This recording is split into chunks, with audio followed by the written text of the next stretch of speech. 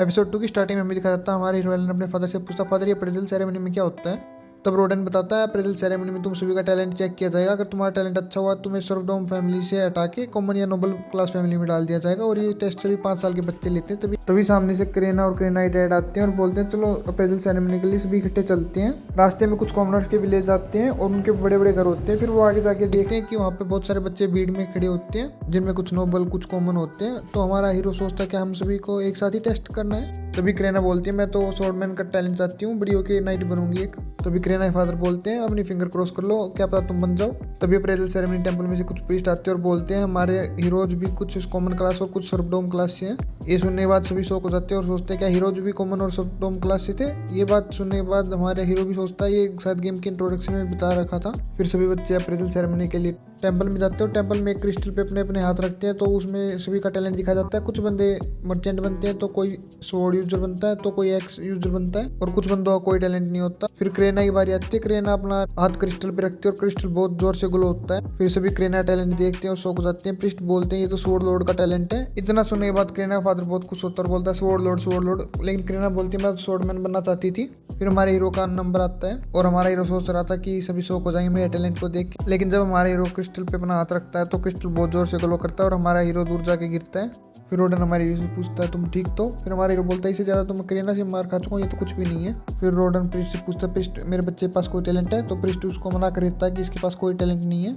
फिर हमारे हीरो को याद आती है समनर एक नई क्लास है जो अभी भी गेमिंग की टेस्टिंग वर्जन में है। और फिर सभी गोड्स को कोसता है कि तुमने अभी तक इस गेम को फिक्स नहीं किया है, अभी तक समनर क्लास पब्लिक नहीं हुई है।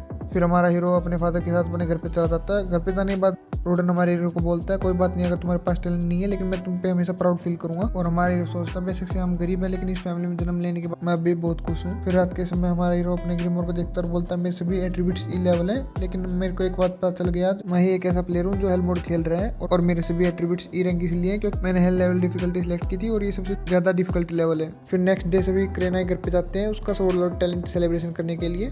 फिर रोडन मुंह फुला के बैठा रहता है और ग्रेडा उसे बोलता है ये लो दारू पियो।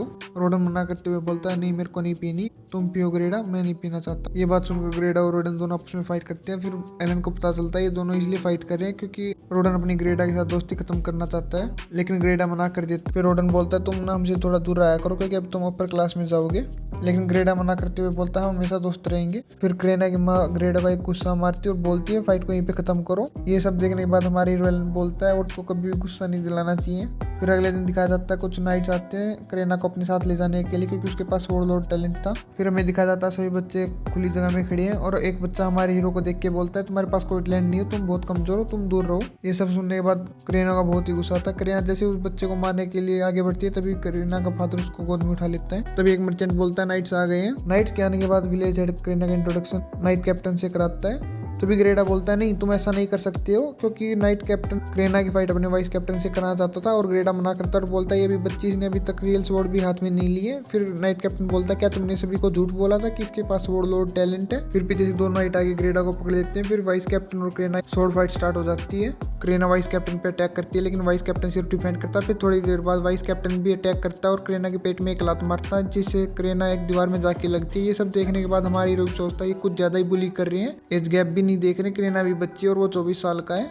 तभी करेना की एक स्वॉर्ड स्किल एक्टिवेट होती है और करेना वाइस कैप्टन को हरा देती है। फिर नाइट्स ग्रेडा को छोड़ देते हैं। फिर नाइट्स का कैप्टन बोलता है ग्रेडा मेरे को माफ करना है लेकिन हमको आगे से ऑर्डर मिले हैं कि हमको ये स्वॉर्ड लॉर्ड टैलेंट चेक करना था, रियल है फिर फेक। लेकिन ग्रेडा कोई बात सुनने के लिए तैयार ही नहीं था। फिर नाइट्स का कैप्टन बोलता है तुम अपने साथ किसी एक मेंबर को भी ले सकते हो जिस पे तुमको पूरा ट्रस्ट हो। फिर सभी को एक डाइनिंग टेबल पे दिखाया जाता है जहाँ पे नाइट्स कैप्टन बोलता है विलेज हेड को कि तुम ना इस गाँव का नाम आज से करेना विलेज रख देना। फिर नाइट्स कैप्टन ग्रेडा से 2 बार से माफी मांगता है और बोलता है मैंने वाइस कैप्टन की करेना से स्वॉर्ड फाइट इसलिए करवाई थी क्योंकि एक नोबल ने झूठ बोला था कि उसके बच्चे का टैलेंट भी स्वॉर्ड लॉर्ड है। और फिर रॉयल फैमिली में जाने के बाद वो एक्सपेक्टेशन मैच नहीं कर पाया और ऐसे ही कुछ ज्यादा केसेस हो चुके थे, इसलिए हमें ऊपर से ऑर्डर मिले कि हमें हर स्वॉर्ड लॉर्ड का टैलेंट चेक करना पड़ता है। फिर से नाइट कैप्टन बोलता है ग्रेडा से 12 साल की एज तक करेना तुम्हारे साथ रहेगी, फिर ये अकेडमी में चले जाएगी और कुछ टाइम बाद ये रॉयल फैमिली के लिए काम किया करेगी। फिर हमारे दोस्त तो यहाँ पे एक एकेडमी भी है जो सिर्फ टैलेंट के लिए है। फिर जिस बच्चे के पास एक्स यूजर टैलेंट होता है तो वो बच्चा पूछता है कि हम भी एकेडमी में जा सकते हैं। फिर नाइट्स का कैप्टन बोलता है कुछ समय के बाद एक इंस्ट्रक्टर को इस गांव में भेज दिया जाएगा।